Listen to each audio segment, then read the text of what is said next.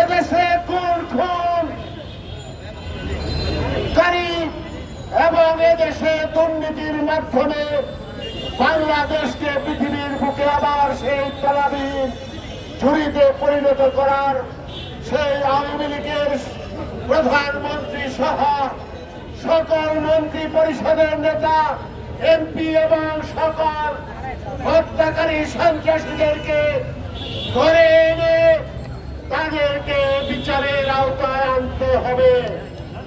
আমরা বলতে চাই, নারায়ণগঞ্জে যে খুনগুলি হয়েছে 5 তারিখ 6 তারিখ পর্যন্ত এই আওয়ামী লীগের পেটোয়া বাহিনী ছাত্র 4-5 গত মাসের 15 তারিখ থেকে 4-5 তারিখ পর্যন্ত যে খুনগুলি করেছে সেই খুনের হিসাব শেখ হাসিনা, শামীম ওসমান, সেলিম ওসমান, আজমির ওসমান, অয়ন ওসমান এবং আইভি সহ শাহ নিজাম সহ ওই কমিশনার মনির সহ বাবু সহ আপনাদেরকে দিতে হবে ইনশাল্লাহ। আপনারা মনে করেছেন আপনারা বেঁচে গেছেন, হত্যা করে আপনাদের বিরুদ্ধে এখন পর্যন্ত মামলা হয় নাই। তার জন্য আপনারা আজকে দেশের ছাত্র জনতার দাবির প্রতি মিথ্যাঙ্গুল প্রদর্শন করে মেয়র আইভি আজকে আপনি রাজপথে এসে যে দৃষ্টতার পরিচয় দিয়েছেন পলায়ন করে গোপনে, সেটার দায়িত্ব আপনাকে বহন করতে হবে। আমরা বলতে চাই, আপনারা পিলখানার শত শত সেনাবাহিনীর সদস্যদেরকে হত্যা করেছেন, আপনারা গণহত্যা করেছেন, সারা বাংলাদেশে খুন করেছেন। নারায়ণগঞ্জে আপনারা দেখেছেন যে ওই যে গাড়ি 26টা গাড়ি, এই গাড়ি শামীম ওসমান নিজে পুড়িয়েছে। এটার কারণ হলো এই গাড়িগুলো ব্যাংক থেকে নেওয়া এবং ইন্স্যুরেন্স করা। এই গাড়ি পুরানে সেই ইন্স্যুরেন্স থেকে নতুন গাড়ির মূল্য পাবেন, যার জন্য উনি নিজে পুড়িয়ে ছাত্র জনতার উপরে সেই দায় চাপাতে চেয়েছে। রাইফেলস ক্লাব এবং নারায়ণগঞ্জ ক্লাব এবং পাসপোর্ট অফিস, পিবিআই অফিস এইসব ভেঙে পুলিশ হত্যা করে তারা পুলিশকে ছাত্র জনতার প্রতি খেপিয়ে তোলার চেষ্টা করেছিল এবং যাতে সেনাবাহিনী, বিডিআর, র্যাব এবং পুলিশ এদেশের ছাত্র জনতাকে পাখির মতো হত্যা করে ওই শেখ হাসিনাকে ক্ষমতায় রাখে, সেটার একটা অংশ হিসাবে এই জ্বালাও পোড়া ওনারা করেছে। আমরা দেখেছি নারায়ণগঞ্জ ক্লাবে যারা হামলা করেছে তাদের আমরা কেউ চিনি না।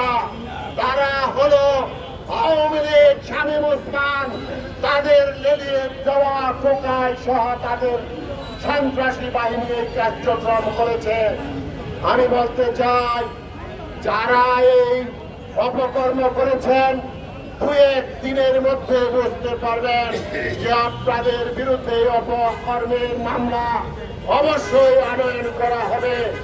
আমরা বলতে চাই, নারায়ণগঞ্জ নয় শুধু সারা বাংলাদেশের যে বর্তমান তদারকি সরকার, এই সরকারের প্রতি আমাদের আহ্বান থাকবে, কঠোর হস্তে এই সন্ত্রাসীদেরকে গ্রেপ্তার করুন।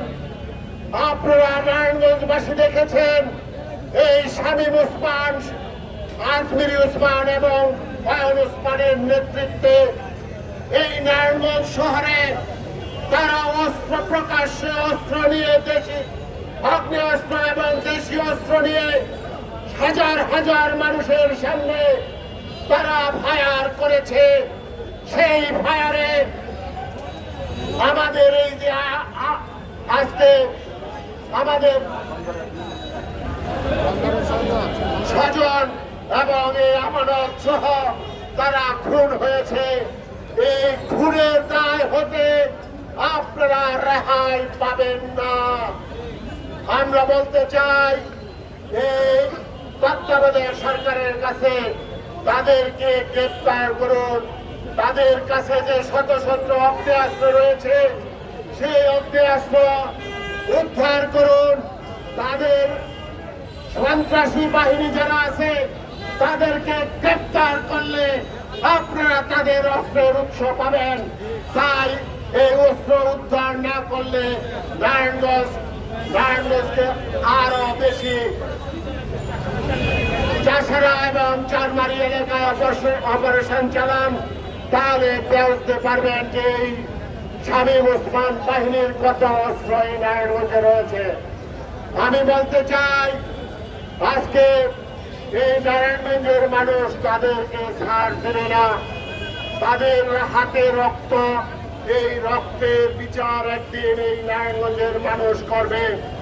আপনারা দেখেছেন গত 15 বছর খুন গুম করে দুর্নীতি করে হাজার হাজার কোটি টাকা তারা মালিক হয়েছে।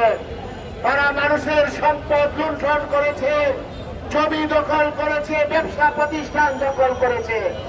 সেই অবস্থা থেকে তারা বেরিয়ে আসতে পারে নাই। এই বিশেষ মুহূর্তে আওয়ামী লীগের কিছু দুষ্কৃতিকারী আজকে নারায়ণগঞ্জে বিভিন্ন অকারেন্স করে এই তত্ত্বাবধায়ক সরকার এবং বিএনপির উপরে দোষ চাপানোর চেষ্টা করছে। আমরা সোজা কথায় বলতে চাই, ওই আওয়ামী লীগের সন্ত্রাসীদেরকে গ্রেপ্তার করুন, তাহলে দেখবেন নারায়ণগঞ্জে কোনো সন্ত্রাস থাকবে না, কোনো জুলুম থাকবে না, কোনো অন্যায় থাকবে না।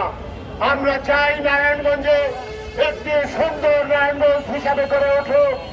এখানে হিন্দু, মুসলিম, বৌদ্ধ, খ্রিস্টান আমরা যারা আছি, হাজার বছর ধরে আমরা আমাদের যে ঐতিহ্য গড়ে তুলেছি, একই দেশে আমরা বিভিন্ন ধর্মের মানুষ শান্তিতে বসবাস করছি। আমরাও হিন্দু, মুসলিম, খ্রিস্টান, বৌদ্ধ আমরা সবাই এই বাংলাদেশের নাগরিক।